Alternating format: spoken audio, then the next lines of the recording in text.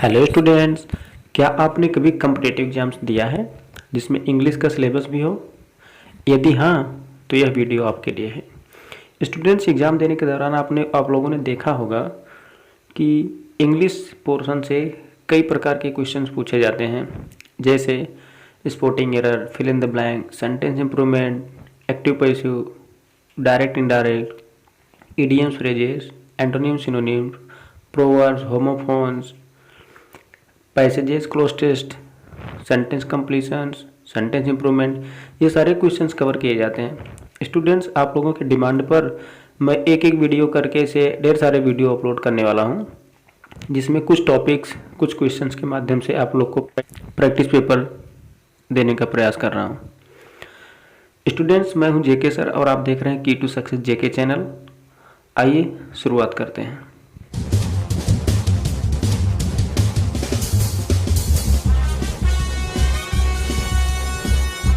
Question number 1 to 5 कह रहे निम्नलिखित प्रश्नों के प्रत्येक प्रश्न में आपको सेंटेंस दिया गया है जिसमें कुछ एरर है, उसी को आपको फाइंड आउट करना है।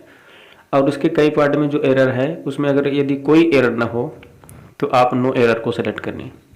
क्वेश्चन नंबर 1 आप देख पा रहे हैं, neither of them are going to attend the party on 10th October. तो स्टूडेंट्स, स्पोर्टिंग एरर के क्वेश्चन को सॉल्व करने का जो तरीका होता है वो होता है कि आप एक एक ऑप्शन को पहले ध्यानपूर्वक पढ़ते चले और ग्रामेटिकली मैच कराते चले कि कोई एरर तो नहीं है, क्योंकि स्पोर्टिंग एरर का मतलब ये होता है कि जिस पार्ट में एरर होगा वही हमारा आंसर होगा। ऑप्शन नंबर ए में दिया नाइदर ऑफ देम।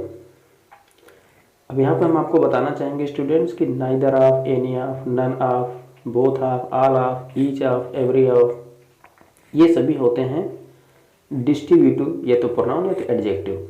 ऑफ लग गया है, इसका मतलब है कि ये आपका प्रोनाउन है।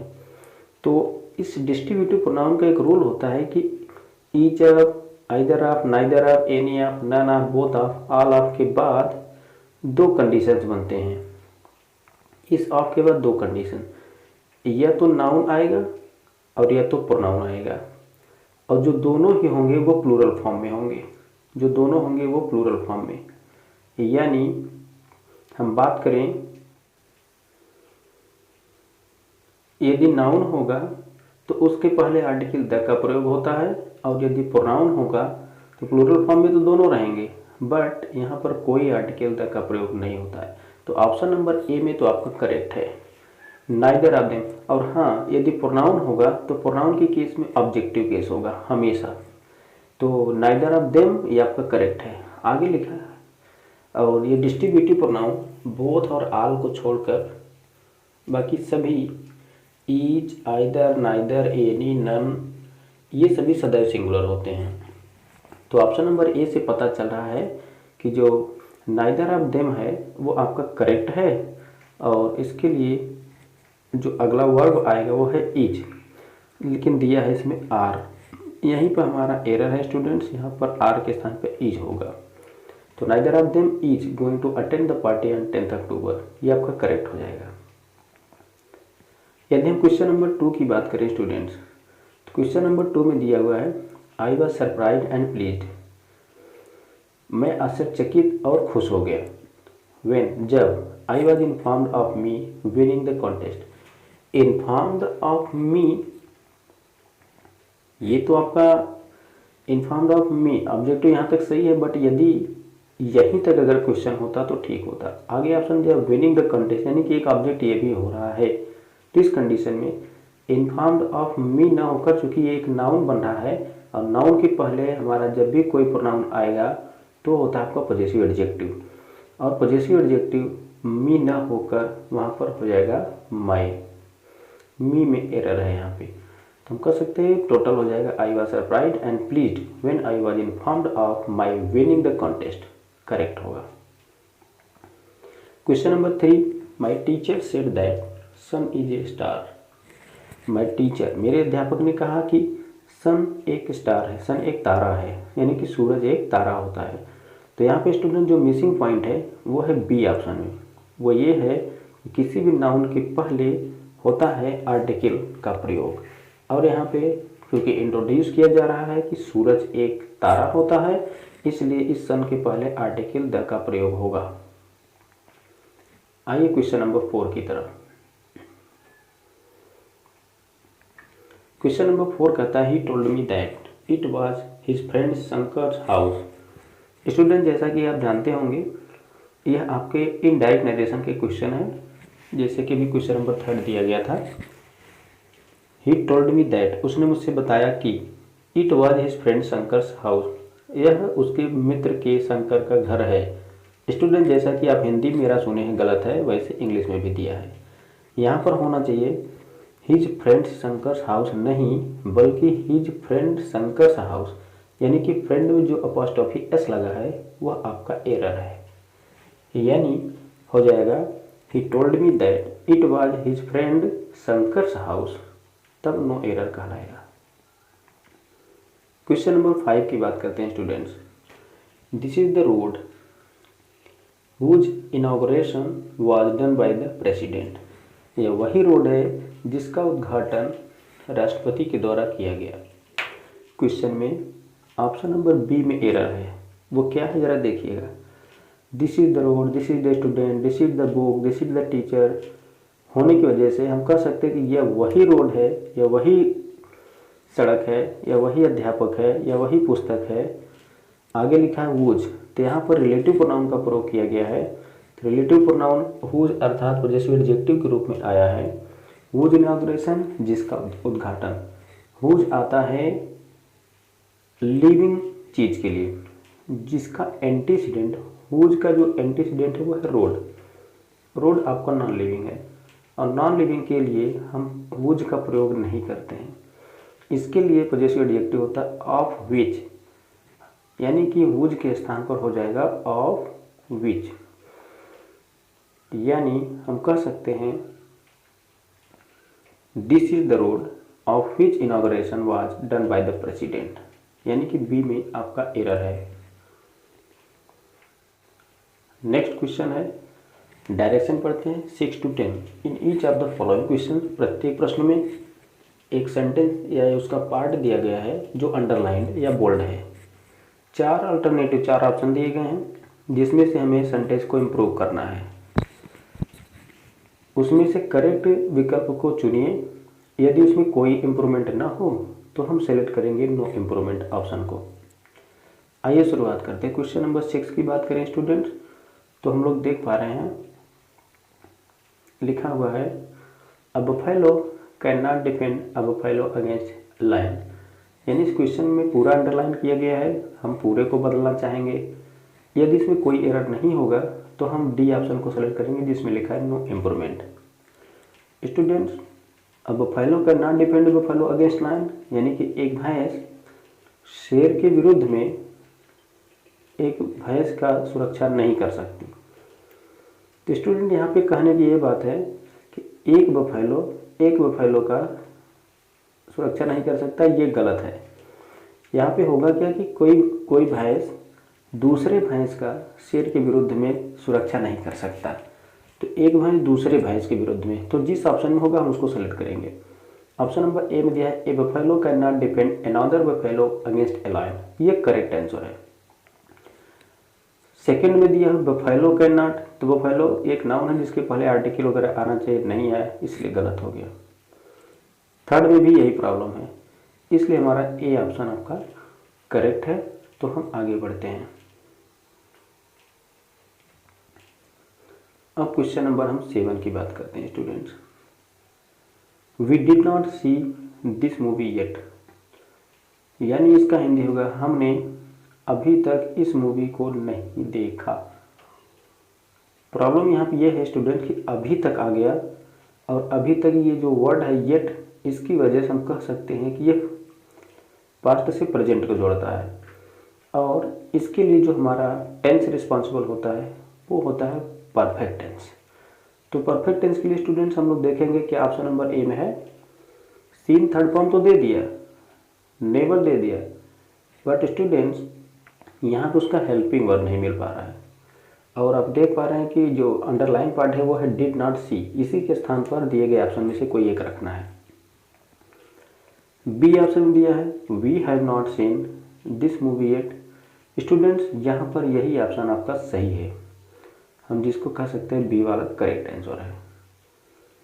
नेवर हैव सीन थर्ड वाला जो है वो तो हो सकता था, बट चूंकि नेवर या नॉट का प्रयोग हम हमेशा हेल्पिंग वर्ब के फर्स्ट वर्ड की बात करते हैं जो हैव है, तो हैव के बाद नेवर होना चाहिए था। क्वेश्चन नंबर 8 की बात करते हैं। स्टूडेंट्स इसमें लिखा हुआ है he speaks not only English but Hindi as well. Students as well का मतलब TOO का मतलब आल्सो का मतलब, और एक होता है इवन का मतलब, even as well too also. Student इन सभी का मतलब होता है भी, अपने स्थान पे सब करेक्ट है। इवन का प्रयोग हम लोग किसी भी नाउन या उसके जिसकी विशेषता बताएगा उसके पहले करते हैं, बाकी इन तीनों का प्रयोग हम लोग उस वर्ड की बात करते हैं जिनकी विशेषता बताते हैं, करेक्ट है। बट स्टूडेंट हम लोग जानते हैं कि हम लोग आल्सो का प्रयोग तब करते हैं जब उसके पहले नॉट ओनली आया हो, नॉट ओनली। तो स्टूडेंट्स आप इस क्वेश्चन में देख पा रहे हैं कि ही speaks not only, not only दिया है जिसकी वजह से यहाँ पे हो जाएगा बट के साथ आल्सो होगा, तो जिस ऑप्शन में हमारा आल्सो होगा वो आपका करेक्ट आंसर होगा। तो ऑप्शन नंबर सी में आपको दिखाई दे रहा होगा स्टूडेंट्स, तो इसी के साथ हमारा ऑप्शन नंबर सी ही करेक्ट आंसर होगा। नेक्स्ट क्वेश्चन है 9 नंबर पे। The teacher asked him to copy the material word for word. Students यहाँ पर वर्ड फॉर वर्ड जो फॉर लिखा हुआ है वो करेक्ट है, क्योंकि वर्ड फॉर वर्ड का मतलब होता है शब्दशः, यानी कि कहा जा रहा है कि अध्यापक ने उससे कहा क्या करने के लिए, to copy the material word for word, यानी कि शब्दशः हम मटेरियल को कॉपी करने के लिए अध्यापक ने उससे कहा। तो स्टूडेंट फॉर यहाँ पे करेक्ट है। फॉर के स्थान पे यदि बाई करेंगे तो भी रॉन्ग होगा, बिफोर करेंगे आफ्टर करेंगे तो भी गलत होगा। तो यहाँ पर स्टूडेंट्स हमारा जो होगा वो आपका नो इम्प्रूवमेंट यानी कि बी ऑप्शन। नेक्स्ट क्वेश्चन है 10 नंबर पे। स्टूडेंट्स आप देख after the written exam you will also have an oral exam, यानी कि रिटेन लिखित परीक्षा के बाद आपको you will have an oral exam, आपके पास एक ओरल एग्जाम होगा। तो स्टूडेंट्स हम कह सकते हैं कि ये ओरल एग्जाम में सब कुछ आ सकते हैं, यानी कि आपका रिटेन एग्जाम के बाद प्रैक्टिकल भी हो सकता है, विवा भी हो सकता है, वोकल भी हो सकता है, तीनों हो सकते हैं। लेकिन तीनों का एक कंबाइंड फॉर्म यदि हम देखें तो हम ओरल एग्जाम कर सकते हैं, अर्थात यहाँ पर आपका भी होगा no improvement. Direction 11 to 15 the sentence given with blanks are to be filled, यानी कि रिक्त स्थान की पूर्ति करने वाला क्वेश्चन है। 4 alternatives are suggested for each question, प्रत्येक प्रश्न के लिए 4 ऑप्शन दिए गए हैं। For each question choose the correct alternative, यानी कि उसके लिए करेक्ट विकल्प को सेलेक्ट करना है। आइए क्वेश्चन नंबर 11 को देखते हैं। वी ऑलवेज डॉटेड है योर टीम एट क्रिकेट, यानी कि हम सदैव क्रिकेट पर तुम्हारा टीम को ओवरकम करते हैं, बीट करते हैं, डिफीट करते हैं, कॉन्कर करते हैं।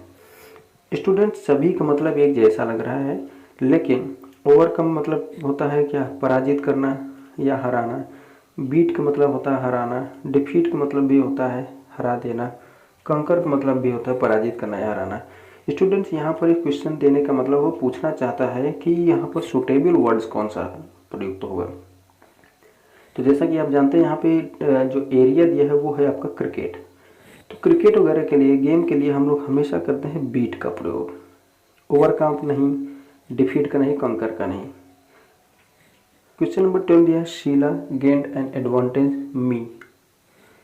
स्टूडेंट्स इसका मतलब हो जाएगा शीला ने मेरे से लाभ ग्रहण किया या मेरे से फायदा ली। तो इसका मतलब होगा कि मेरे से, अब से अंग्रेजी फ्रॉम भी होता है, फ्रॉम होता है। अब यहाँ पे चूंकि हम लोग कोई भी प्रयोग कर सकते हैं, ऑन, ओवर, अपॉन, कुछ भी, बट यहाँ पे जो एडवांटेज होगा, तो एडवांटेज के साथ जो प्रीपोजिशन रिस्पॉन्सिबल होता है वो प्रीपोजिशन होता है आपका सी, ओवर। इसका मतलब होता है कि शीला ने मुझसे लाभ ग्रहण की, मुझसे लाभ ले ली, तो एडवांटेज ओवर मी होगा। क्वेश्चन नंबर 13 कह रहा है student, my India by Corbett deals the author's familiarity with and love of India. इसका मतलब स्टूडेंट कि मेरा भारत बाय कॉर्बेट डील्स। अब यहाँ पर कहने का मतलब होता है कि डील नाम का जो वर्ड है उसके साथ कौन सा प्रीपोजिशन रिस्पॉन्सिबल होगा। तो स्टूडेंट्स आप देख पा रहे हैं कि डील के साथ आपको पता होगा कि इन का प्रयोग नहीं, आप का प्रयोग नहीं, एट का प्रयोग नहीं, बल्कि विथ का प्रयोग होता है। डील विथ मतलब वही समझौता करना। तो जब मैं India by Corbett deals with the author's familiarity with and love of India. Students, यदि क्वेश्चन नंबर 14 की बात करें, वी हैड डिफ़िकल्टी के बाद जो डॉटेड है आगे है finding a parking place. Student यहाँ डिफ़िकल्टी के बाद जो दिया गया स्पेस है उसके स्थान पर चारों ऑप्शन में से दिए गए किसी एक प्रीपोजिशन का प्रयोग करना है। तो यहाँ पे जो बेहतर होगा वो होगा सी पार्ट में जो इन लगा है। डिफ़िकल्टी के साथ एट, अबाउट और फॉर का प्रयोग नहीं होता है। डिफ़िकल्टी के साथ इन का प्रयोग होता है जो कि सी में है, जो करेक्ट है। We had difficulty in finding a parking place, यही राइट आंसर होगा सी वाला। स्टूडेंट्स, यदि हम क्वेश्चन नंबर 15 की बात करें तो इसमें क्वेश्चन है his and her talents are, यानी उसका और उसका जो टैलेंट है वो है क्या है, यानी कि इन सभी नाउन के बारे में जो विशेषता बताएगा उसे हम एडजेक्टिव कहेंगे। तो दिए गए चारों ऑप्शन में एडजेक्टिव ही दिया है, कम्प्लीमेंटरी, कॉम्प्लीमेंट्री, कॉम्प्लीमेंटिंग और कॉम्प्लिकेटिंग। बट इसमें से जो सबसे सूटेबल है वो ऑप्शन नंबर ए में है, जिसका मतलब होता है कम्प्लीमेंटरी का मतलब होता है पूरक या संपूरक। जबकि जो बी ऑप्शन में दिया है कम्प्लीमेंटरी, इसका मतलब होता है प्रशंसात्मक या प्रशंसा सूचक। तो हमारा ऑप्शन नंबर ए राइट आंसर होगा, जिसका मतलब होता है आपका पूरक या संपूरक भी कह सकते हैं। तो option number A correct answer होगा। स्टूडेंट नेक्स्ट डायरेक्शन में लिखा हुआ है question number 16 to 20। In each of the following questions a sentence है गिवन इन एक्टिव पैसिव है, यानी कि लिखित प्रश्नों में कुछ सेंटेंस जो है एक्टिव या पैसिव में दिए गए हैं। Out of the 4 alternative suggested, जिसमें 4 ऑप्शन दिए गए हैं, select the one which best expresses the sentence in passive active voice, यानी कि जो सेंटेंस दिया गया है उसके 4 विकल्प दिए गए हैं, उसमें से किसी एक को उसका पैसिव या एक्टिव को सेलेक्ट करना है। क्वेश्चन नंबर 16 की बात करें student, she was advised 15 days rest after her surgery. इसका मतलब होता है कि यह आपके पैसिव वॉइस में दिया है। स्टूडेंट, जैसे कि आपको बताया गया है कि एक्टिव और पैसिव को पहचानने का जो तरीका है, इसके लिए हमारा वीडियो जरूर देख लीजिएगा स्टूडेंट। एक्टिव पैसिव का जो बहुत ही शॉर्टकट होगा, दो फार्मूले पर डिपेंड है पूरे का पूरा एक्टिव वॉइस और पैसिव वॉइस। उसके लिए लिंक डिस्क्रिप्शन में मिल जाएगा, उस पर आप देख सकते हैं। ये सारी चीज़ें केवल मात्र 2 लाइन से आप पूरे एक्टिव पैसिव को सॉल्व कर सकते हैं। तो उसको पहचानना भी उसी में दिया गया है। स्टूडेंट, आप देख पा रहे हैं शी वाज एडवाइज्ड, उसको सुझाव दिया गया 15 days रेस्ट, 15 दिन का रेस्ट लेने के लिए, आफ्टर हर सर्जरी, यानी कि उसकी सर्जरी के बाद। और जैसा कि आपको पता है कि एक्टिव पैसिव में होता है सब्जेक्ट को हम लोग ऑब्जेक्ट बना देते हैं, ऑब्जेक्ट को सब्जेक्ट बना देते हैं, वर्ब का थर्ड फॉर्म हमेशा, आपको पता होगा। तो देखते हैं स्टूडेंट, तो एक एक ऑप्शन सेलेक्ट करते देखते हैं। क्योंकि इसमें जो क्वेश्चन दिया है शी वाज एडवाइज्ड, यानी कि उसको सुझाव तो दिया गया, बट किसके द्वारा दिया गया ये नहीं दिया है, यानी कि ऑब्जेक्ट को तो सब्जेक्ट बना दिया, यानी कि पैसिव वॉइस तो हो गया, इसका एक्टिव वॉइस होगा। और चारों ऑप्शन में दिया गया है द डॉक्टर, यानी कि सब्जेक्ट दिया है। तो डॉक्टर ने उसे सलाह दिया है 15 दिन का रेस्ट लेने के लिए। तो देखते हैं कि सब्जेक्ट यहाँ द डॉक्टर हो गया, क्योंकि वाज एडवाइज था पास्ट इंडेफिनिट में। तो आपको पता होगा कि पास्ट इंडेफिनिट का जब पैसिव बनता है तो पास्ट कंटिन्यूअस का हेल्पिंग वर्ब यूज़ करता है वाज या वर। तो सी वाज कर दिया गया है, यानी कि पास्ट कंटिन्यूअस हो गया। तो इसके लिए हमें चाहिए उसका पास्ट इंडेफिनिट खोजना है, जिसमें सब्जेक्ट के जस्ट बाद वर्ब का सेकेंड फॉर्म आया हो। तो डॉक्टर वाज एडवाइज, ये आपका गलत हो गया। द डॉक्टर हैज एडवाइज, ये भी गलत। द डॉक्टर एडवाइज, ये आपका करेक्ट आंसर है, यानी आपका सी यानी आपका जो सी पार्ट है वो आपका करेक्ट आंसर है, क्योंकि सब्जेक्ट के जस्ट बाद वर्ब का सेकेंड फॉर्म दिया और उसका ऑब्जेक्ट। द डॉक्टर एडवाइज्ड हर, यानी कि उसे डॉक्टर ने सुझाव दिया 15 दिन का रेस्ट लेने के लिए उसके सर्जरी के बाद।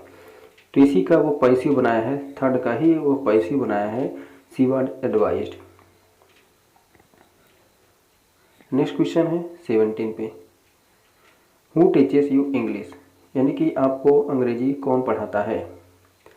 स्टूडेंट्स, इसका जैसा कि आप जानते हैं WH टाइप इंट्रोगेटिव है, जिसमें हु आपका एक सब्जेक्ट है, टीचेस आपको main verb first form present definite tense का लगा हुआ है।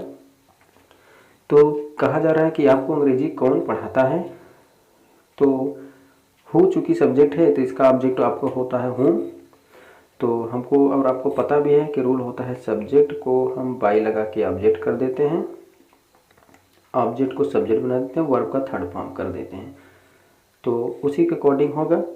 तो हु टीचेस यानी कौन पढ़ाता है, तो हम लिख सकते हैं बाई हूँ, किसके द्वारा। तो बाई हूँ तो चारों ऑप्शन में दिया गया है। प्रेजेंट डिफिनिट है तो हेल्पिंग वर्ब आपका प्रेजेंट कंटिन्यूअस का लगेगा इज एम आर। यहाँ पे आपका सब्जेक्ट है हु और ऑब्जेक्ट है यू। और तो यू को यदि हम सब्जेक्ट बनाएं, क्योंकि ऑब्जेक्ट यहाँ पे दो है, एक यू है और एक इंग्लिश। तो आपको पता होगा कि ऑब्जेक्ट जो दो टाइप होते हैं, एक होता है लिविंग और एक होता है नॉन लिविंग। तो हम इसको कुछ भी लिख सकते हैं, चाहे तो लिविंग पहले या नॉन लिविंग पहले। आपको पता होगा यदि हम लिविंग को बाद में करेंगे ऑब्जेक्ट तो उसके पहले टू लगेगा, और अगर नॉन लिविंग को हम बाद में करेंगे तो उसके पहले कोई लिविंग नहीं लगता। तो ऑप्शन एक एक करके चेक करते हैं। लिखा बाय हूँ यानी कि इसके द्वारा। अब चूंकि यहाँ पे जब WH वर्ड बन गया तो आपको पता होगा तो इसके जस्ट WH वर्ड के जस्ट बाद आता है हेल्पिंग वर्ब, फिर आता है सब्जेक्ट। तो यू तो आ गया सब्जेक्ट, बट इसका हेल्पिंग वर्ब जो पहले आना चाहिए था वो बाद में आया है आर, इसलिए आपका ये आंसर गलत होता है। नेक्स्ट है आपका बी ऑप्शन में, बी में दिएगा by whom English is taught to you. यहाँ पर भी देखा जाए तो बाय हूम WH वर्ड के बाद कोई हेल्पिंग वर्ड नहीं आया, अर्थात ये भी आपका गलत है। और इंट्रोगेटिव का रूल होता है पहले WH वर्ड होगा प्लस हेल्पिंग वर्ब होता है, आगे सब्जेक्ट होगा प्लस आगे नेगेटिव है तो नॉट होगा, otherwise main verb object etcetera ऐसे बनता जाएगा। तो ऑप्शन नंबर सी में यदि हम बात करें तो लिखा है bye whom was you taught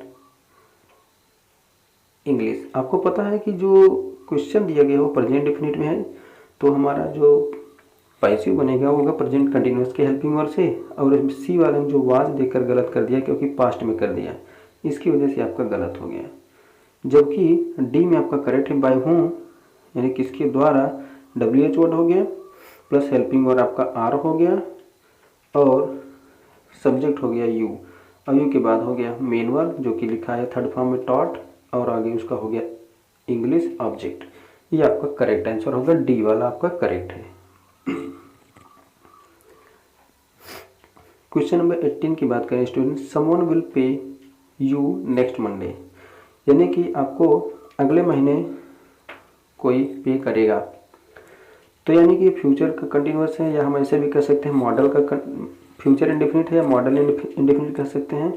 तो आपको हमने रूल बताया है, उस रूल में होता यह है कि जब भी कोई मॉडल आए या कोई भी फ्यूचर का प्रयोग करें तो उसमें हेल्पिंग वर्ब के बाद यानी कि will, would, shall, should, can, could, may, might, ought to, must, इन सभी के बाद हम सिंपली केवल एक वर्ड यूज करते हैं वो बी, यानी कि यहाँ पर हो जाएगा मॉडल और उसके बाद हो जाएगा बी, और आपको पता है इसके साथ हमेशा वर्ब का थर्ड फॉर्म। ये आपका स्ट्रक्चर बनता है पूरा वाइज का। तो चेक करते हैं, someone will pay you next month. तो यहाँ पे जो ऑब्जेक्ट है वो यू है उसको सब्जेक्ट बनाएंगे तो हो जाएगा यू, और हेल्पिंग वर्ब हो जाएगा पहले सब्जेक्ट फिर हो जाएगा आपका विल बी, आगे होगा वर्ब का थर्ड फॉर्म, फिर हो जाएगा ऑब्जेक्ट। इसमें जो ऑब्जेक्ट है क्वेश्चन में, वो क्वेश्चन में है यू, तो इसको हम सब्जेक्ट बनाएंगे तो इसमें हो जाएगा, देखिए दो ऑप्शन दिया है बी वाले में और डी वाले में। उसके बाद देखा जाए तो बी वाले में विल बी दिया है जबकि इसमें वुड बी कर दिया, यह आपका गलत हो गया। यानी कि हमारा जो आंसर होगा वो हो जाएगा आपका बी नंबर पे, you will be paid next Monday. और आपको ये चीज़ मन में आ रहा होगा कि सर जो क्वेश्चन का सब्जेक्ट था वो समवन था, तो यहाँ पे बाई लगाकर समवन क्यों नहीं लिखा गया है। इसके लिए स्टूडेंट जो हमारा वीडियो है उसको देख लीजिएगा, उसमें एक रूल मैंने बताया है, someone somebody, no one nobody, anyone anybody. यदि सब्जेक्ट के रूप में क्वेश्चन में दिया हो तो उसको हम अगर चाहें तो पैसिव में बाई लगाकर ऑब्जेक्ट नहीं भी लिखेंगे तब भी आपका करेक्ट माना जाता है। आइए अगला क्वेश्चन देखते हैं। Question number 19, the students were laughing at the old man. Students were laughing यानी विद्यार्थी लोग क्या कर रहे थे। अच्छा, लाफिंग वो अलग चीज़ है, लाफिंग एट वो अलग है। यानी कि ये लाफ एट, इसका जो LAUGH, लाफ एट, इसका मतलब था मजाक उड़ाना। तो लाफिंग एट वो कंटिन्यूस बनाने के लिए वो वर्ब का फोर्थ फॉर्म किया गया है। तो विद्यार्थी लोग वृद्ध व्यक्ति की मजाक उड़ा रहे थे। तो यहाँ पे सब्जेक्ट हो गया आपका द स्टूडेंट्स, हेल्पिंग हो गया वर्ब, मेन वर्ब हो गया आपका लाफिंग एट, और द ओल्ड मैन हो गया आपका ऑब्जेक्ट। तो ऑब्जेक्ट को हम सब्जेक्ट बनाएंगे तो हो जाएगा the old man. The old man जैसा कि चारों ऑप्शन में दे रहा है। इसके बाद हो जाएगा आपका हेल्पिंग वर्ब। हेल्पिंग वर्ब चूँकि आप देख पा रहे हैं क्वेश्चन में दिया गया है पास्ट का कंटिन्यूअस, तो पास्ट का कंटिन्यूअस को हम बनाए रखते हैं और इसके साथ यानी कि वाज या वर जो भी आएगा उसको हम बनाए रखेंगे सब्जेक्ट के अकॉर्डिंग, प्लस इसके साथ हम जोड़ देते हैं बीइंग, और बीइंग के साथ वर्ब का थर्ड फॉर्म। तो यहाँ पर हो जाएगा द ओल्ड मैन, और चूंकि ओल्ड मैन आपका सिंगुलर है तो इसके लिए आपका हो जाएगा वाज, और वाज दिया है तीनों ऑप्शन में। ये डी वाला तो होगा नहीं क्योंकि इज लगा है। तो वाज के साथ आपको बीइंग किस में दिख रहा है, ए और डी में, ए और सी में सॉरी। तो यहाँ पे बीइंग, और लव्ड तो दिया है, इसमें भी दिया है, इसमें भी, लेकिन ये चूंकि ये जो इसका लव का जो फ्रेजल वर्ब का प्रीपोजिशन है वो इसको हटा दिया है आपके सी वाले में से, और यहाँ पर वो हटाने की वजह से आपका ये गलत हो गया। होना चाहिए था the old man was being loved at by the students, और ये दिया है ऑप्शन नंबर ए में। Option number A correct answer. Next and last question student, the agent had disclosed the secret before it was evening. The agent had disclosed यानी कि agent ने disclose उजागर किया कर दिया था क्या, द सीक्रेट यानी कि रहस्य को, बिफोर किसके पहले, बिफोर इट वाज इवनिंग यानी कि शाम होने से पहले। ये आपका पास्ट परफेक्ट है। तो आइए इसको सॉल्व करते हैं। यहाँ पर सब्जेक्ट है द एजेंट, हैड के साथ वर्ब का थर्ड फॉर्म हो गया है यानी कि पास्ट परफेक्ट टेंस है। द सीक्रेट आपका हो गया object, before it was evening ये आपका हो गया टाइम वगैरह। तो इसी को हम लोग सॉल्व करते हैं। तो इसमें हो जाएगा ऑब्जेक्ट आपका है द सीक्रेट, तो ये आपका सब्जेक्ट बन जाएगा। द सीक्रेट आपके चारों ऑप्शन में दिया गया है, और आपको पता होगा कि ये हैड आने की वजह से वो आपका हैव ग्रुप हो गया है। हमारे द्वारा पढ़ाए गए जो ग्रुप है वो होता है हैव ग्रुप का helping verb has, have, had, या कोई भी हेल्पिंग वर्ब हो और अंत में लिखा हो हैव, ये सभी हमेशा होते हैं हैव ग्रुप। और हैव ग्रुप का एक रूल है कि जब पैसिव बनाते हैं तीन सभी के जस्ट बाद हम तुरंत लिख देते हैं बीन, और बीन के साथ हमेशा वर्ब का थर्ड फॉर्म। तो इसके साथ आइए देखते हैं किस में लिखा हुआ है। द सीक्रेट आपका ऑब्जेक्ट है तो हो जाएगा सब्जेक्ट जो कि चारों ऑप्शन दिया गया है, और पास्ट परफेक्ट टेंस है तो इसमें आपका हेल्पिंग और हैड है। तो देखा जाए तो किस में हैड बीन लिखा हुआ है। हैड बीन देखने पर पता चला स्टूडेंट्स तो केवल एक ऑप्शन लिखा है, वो है आपका सी ऑप्शन, वही आपका करेक्ट आंसर होगा। The secret had been disclosed by the agent, यानी कि आपका सब्जेक्ट हो गया, हैड बीन हेल्पिंग हो गया, और आपका थर्ड फॉर्म हो गया, बाय द ऑब्जेक्ट आपका सब्जेक्ट था जो ऑब्जेक्ट बन गया। अब इट वाज इवनिंग वो आपका टाइम एडवर्ब था, वो आपका रह गया। स्टूडेंट्स एक्टिव पैसिव को यदि आपको भली भात समझना हो तो उसके लिए हमारा वो जो वीडियो है उसको एक बार जरूर देखिएगा। उससे होगा क्या कि आपको पूरे टेंस का एक्टिव पैसिव मात्र 2 लाइन के फार्मूले से आपको आ जाएगा। दुनिया का कोई भी क्वेश्चन हो आप उसको मात्र 2 से 3 सेकेंड में सॉल्व करेंगे। सुनने पर बड़ा आश्चर्य लगेगा स्टूडेंट कि 2-3 सेकेंड में ऐसा कोई क्वेश्चन मैं सॉल्व नहीं कर सकता। स्टूडेंट्स एक बार आप देखने का प्रयास करिए और विश्वास करिएगा कि मैं जो बताया वो सत्य है या नहीं सत्य है। स्टूडेंट्स इसी के साथ ही आपका क्वेश्चन पेपर समाप्त होता है। हम लोग फिर से मिलेंगे अगले वीडियो में, फिर से 20 या 25 क्वेश्चन के साथ। स्टूडेंट, यदि आपको यह वीडियो अच्छा लगा हो तो प्लीज़ इसको सब्सक्राइब करिए, यदि आप नए हो तो बेल आइकन को भी प्रेस करिए और शेयर करिए अपने फ्रेंड्स के साथ, लाइक करिए, सब्सक्राइब करिए। Thanks for watching students.